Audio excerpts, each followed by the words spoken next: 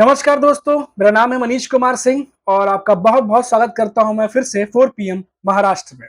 दोस्तों, महाराष्ट्र में लोकसभा चुनाव 2024 में हार का असर एनसीपी प्रमुख और डिप्टी सीएम अजीत पवार पर पड़ा है।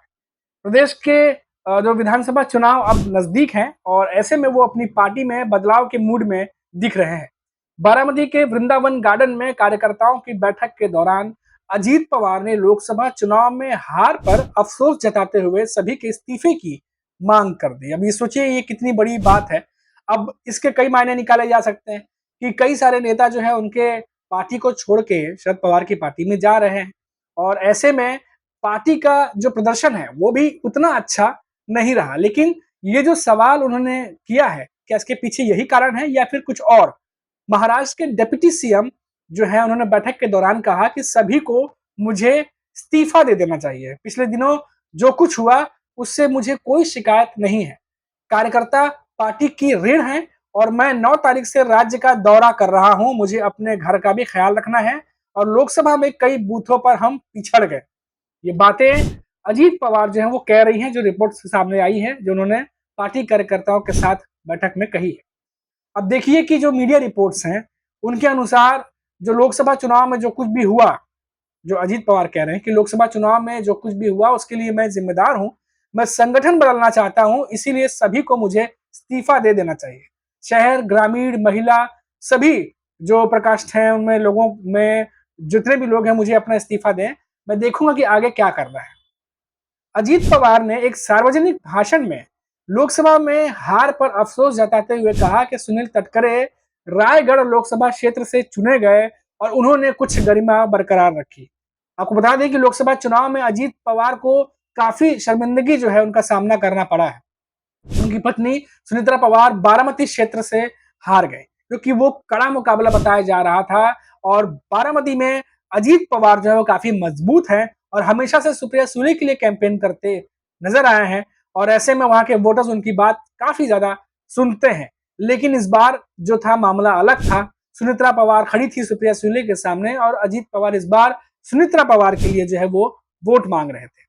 अब इन सब के बीच हुआ क्या? सुनित्रा पवार की हार हुई। अब देखिए डिप्टी सीएम जो अजीत पवार है वो आगे क्या कहते हैं कि मुझे खेती करना पसंद है। हम किसानों का बिल चुकाने के लिए 15,000 करोड़ का बोझ उठाया है। 5 साल की बिजली बिल माफी का जीआर भी निकाला गया है। विपक्ष ने ये नहीं सोचा था कि मैं बजट पेश करते समय इस तरह के प्रस्ताव की घोषणा करूंगा। मुझे आने में थोड़ा समय लगा, लेकिन ये बात सोचना कि दादा परिणाम से नाराज है। महाराष्ट्र में लाडली बहन योजना को लेकर पवार ने कहा कि जिन लोगों ने लोकसभा के लिए वोट नहीं दिया उन्हें भी फॉर्म भरने दीजिए, पार्टी को यहाँ मत लाइए। अलग अलग राज्यों में ऐसी योजनाएं लागू हैं। सरकार गरीब लोग जो है उनकी मदद करना चाहती है, लेकिन इसमें लोगों को मूर्ख मत बनाइए। जब कोई भी योजना पेश की जाती है तो कुछ त्रुटियां या गलतियां हो जाती हैं। अब ये बातें जो है अपने कार्यकर्ताओं को संबोधित करते हुए तमाम बातें जो है वो अजीत पवार कह रहे हैं।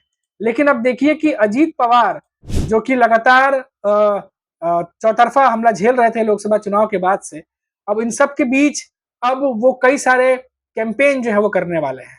जैसा कि हम अपने पहले की वीडियो में भी बता चुके हैं कि जिन परिस्थितियों में अजीत पवार की पार्टी है उससे उबरने के लिए वो कई सारे जो है वो हथकंडे जो है अपना रहे हैं या उपाय कह लीजिए अपना रहे हैं। अब इसी के बीच उन्हीं के पार्टी के एक नेता है प्रफुल्ल पटेल।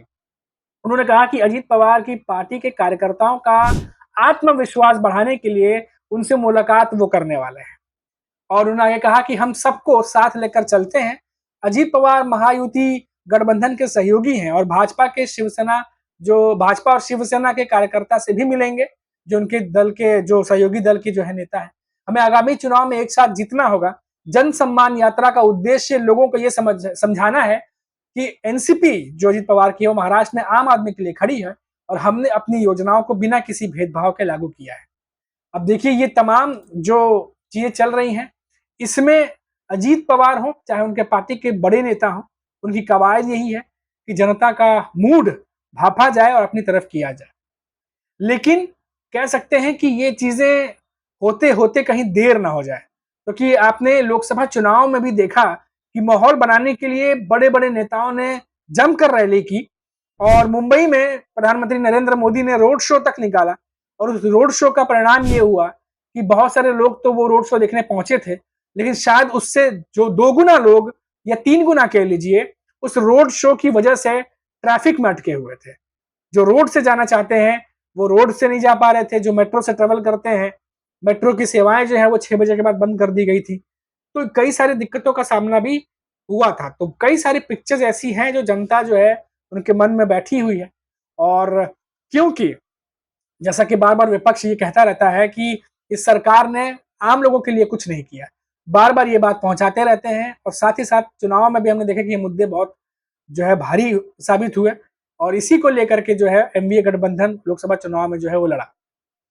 अब इन्हीं मुद्दे को सुलझाने के लिए और स्कीम अच्छे-अच्छे लोक लुभावन लाए हैं ताकि जो महाराष्ट्र की जनता है उनका मन जो है वो अपनी तरफ किया जाए और कैसे भी करके चाहे वो लाडली बहन योजना के थ्रू हो, चाहे वो गैस सिलेंडर के पैसे छोड़ने की बात हो या बिजली बिल माफ करने की बात हो, कैसे भी करके महाराष्ट्र के जो इंटीरियर है, जो गाँव कस्बे हैं, जो वहाँ के ग्रामीण हैं, उनको जो है अपनी तरफ किया जाए। तो ये तमाम बातें जो है अब वो चल रही हैं। लेकिन जैसा कि वीडियो की शुरुआत में मैंने आपसे कहा कि अजीत पवार जो है वो इस्तीफा भी मांग रहे हैं कि आप इस्तीफा भी दे दीजिए, जो बात कही गई थी। अभी आप देखिए कि अजीत पवार के कई सारे ऐसे नेता हैं जो पिछले 1 महीने में पार्टी छोड़ के शरद पवार की पार्टी में चले गए और कई सारे ऐसे पार्षद थे, एक दिन में तो करीब 19 के करीब जो खबरें आई थी कि 19 करीब पार्षद छोड़ के पार्टी चले गए थे। अब ये माना जा रहा है कि आने वाले जैसे-जैसे दिन बीतेगा और कई सारे जो नेता हैं वो पार्टी छोड़ सकते हैं अजीत पवार की और शरद पवार की पार्टी में जा सकते हैं, जिसे मीडिया में इन दिनों घर वापसी के जो शब्द है उससे जो है वो पुकारा जा रहा है।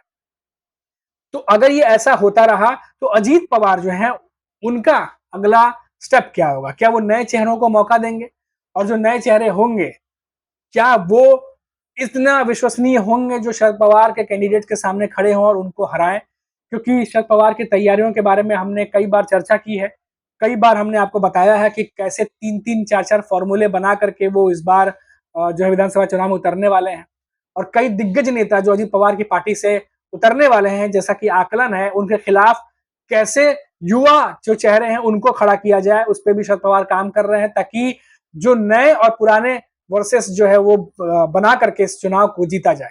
क्योंकि जनता जो है महाराष्ट्र की वो बदलाव चाहती है और महाराष्ट्र में अक्सर ऐसा देखा गया है कि जो काम नहीं करता, महाराष्ट्र की जनता तुरंत जो है उन्हें ऑप्शन काम करने वाले चाहिए होते हैं और वो उनकी तरफ रुख करती है। और लोकसभा चुनाव में 2019 और 2024 के बीच में जो कुछ भी घटनाक्रम हुआ, उसने ये साफ बता दिया कि महाराष्ट्र की जनता को ये 5 साल बिल्कुल पसंद नहीं आए हैं और इसीलिए 48 में से महायुति सरकार जिसकी सरकार थी वो 17 पे सिमट गए और जो कहीं दूर-दूर तक नहीं दिखाई दे रहे थे कि वो 30 सीटों तक पहुंचेंगे, हालांकि जुबानी बातें तो चल रही थी, पर उम्मीद किसी को भी नहीं थी, वो 30 सीटें जीत के एनडीए गठबंधन चला गया। तो ये जो खतरे की घंटी बची है महायुति के लिए, जो बनी है और कह सकते हैं ये विधानसभा चुनाव तक भी बनी हुई है। तो अब देखिए आगे कि क्या-क्या होता है। अभी तो मैदान में उतरे हैं अजीत पवार और साथ ही साथ विपक्षी दल। अब देखिए कौन-कौन से दांव खेले जाते हैं और उसका काट कैसे निकालते हैं विरोधी दल, अब वो देखना दिलचस्प होगा। अभी के लिए फिलहाल इतना ही, फिर लौटेंगे तो बात करेंगे महाराष्ट्र की किसी बड़ी खबर पर। तब तक के लिए मुझे इजाजत दीजिए। नमस्कार।